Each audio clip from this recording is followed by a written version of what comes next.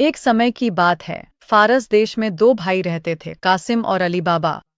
कासिम अमीर और बड़ा व्यापारी था, जबकि अली बाबा गरीब लकड़हारा था, जो जंगल में लकड़ी काटकर और बाजार में बेचकर अपना गुजारा करता था। एक दिन अली बाबा लकड़ी काटने के लिए जंगल गया। अचानक उसने देखा कि 40 घुड़सवार डाकू एक बड़े पत्थर की गुफा के पास रुके हुए हैं। उनके सरदार ने जोर से चिल्लाया, खुल जा सिमसिम, और गुफा अपने आप खुल गई। सारे 40 डाकू अंदर गए और गुफा में खजाने, सोना, चांदी और जवाहरात के ढेर रखकर बोले, बंद हो जा सिमसिम, और गुफा फिर से बंद हो गई। अली बाबा यह सब एक पेड़ के पीछे से देख रहा था।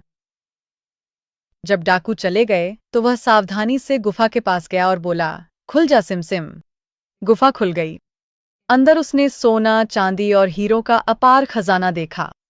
उसने अपने गधे पर थोड़ा सा सोना लादा और उसे घर ले गया। कुछ दिनों बाद उसके भाई कासिम को इस बारे में पता चल गया। लोभी कासिम भी गुफा तक पहुंचा और खुल जा सिमसिम कहकर अंदर चला गया।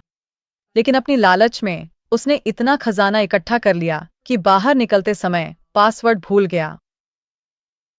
वह बार बार खुल जा जौ या खुल जा गेहूं कहता रहा, लेकिन गुफा नहीं खुली। इसी समय डाकू वापस आ गए। उन्होंने कासिम को पकड़ लिया और उसे मार डाला। जब कासिम घर नहीं लौटा तो अली बाबा चिंतित हो गया।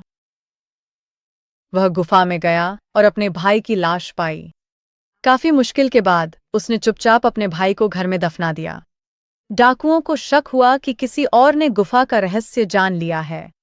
उन्होंने अली बाबा को मारने की साजिश रची। डाकुओं के सरदार ने अपने आदमियों को बड़े तेल के घड़ों में छुपा दिया और अली बाबा के घर पहुंच गया। लेकिन अली बाबा की चतुर नौकरानी महजाना ने इस योजना को समझ लिया। उसने तेल गरम किया और हर घड़े में डाल दिया, जिससे सभी डाकू मर गए। सिर्फ सरदार ही किसी तरह बचकर भाग गया। कुछ दिनों बाद वह सरदार व्यापारी का भेष बनाकर फिर अली बाबा के घर आया, लेकिन महजाना ने उसे पहचान लिया और मौका पाकर उसे भी मार डाला। इस तरह अली बाबा और उसका परिवार सुरक्षित हो गया। उसने गुफा के खजाने का उपयोग गरीबों की मदद करने में किया और शांति व खुशी से जीवन बिताया।